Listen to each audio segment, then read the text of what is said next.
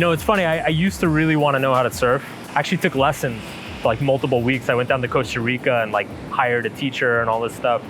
It's probably like the most meditative physical activity I've ever done. And I think it's just because the whole sport is based on you reacting to the water. Like you don't actually control what happens to you. You don't control whether you get good waves or not. All you can do is control how you react to the waves. It forces you into like a very kind of Zen mindset. All I can do is show up today and do my best. And if that's good enough, that's great. And if it's not, then it's not.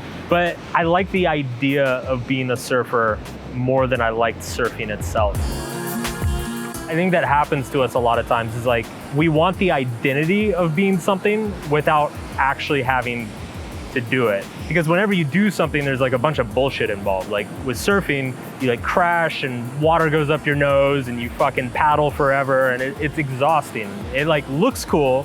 You watch like a movie and you see a bunch of surfers, it looks awesome. But when you're actually going out and doing it, it's really, really hard.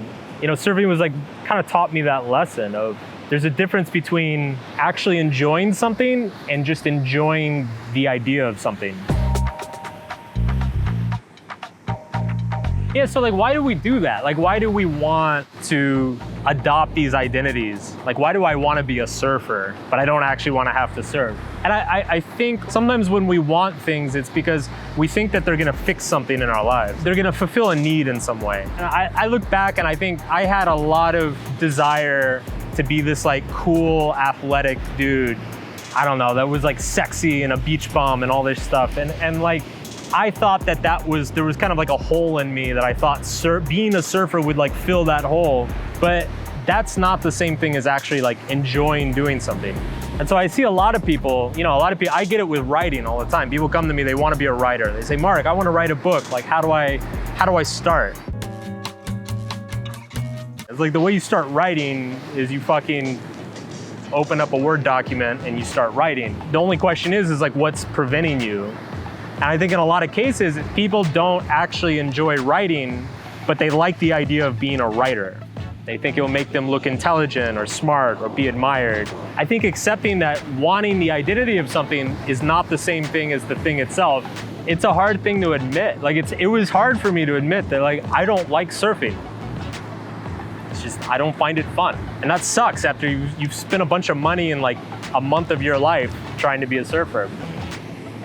And a lot of people torture themselves doing something they hate over and over and over again. And it's because they've adopted the identity of it. You know, it's like the lawyer that hates their job, but they get to be the rich, successful lawyer guy, you know? And so they're afraid to let it go.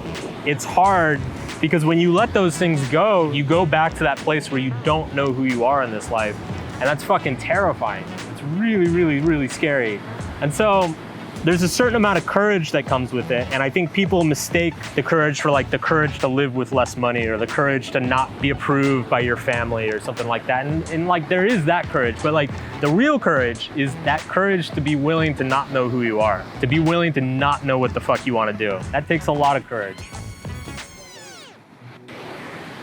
So I guess I would just ask people like, what is it in your life that you're doing not because you love doing it, but you're doing it because you love the type of person it makes you, or the type of person that you appear to others. Generally, it's those things, if you can spot those things in your life, those are the things that are causing the anxiety or the misery or the dysfunction.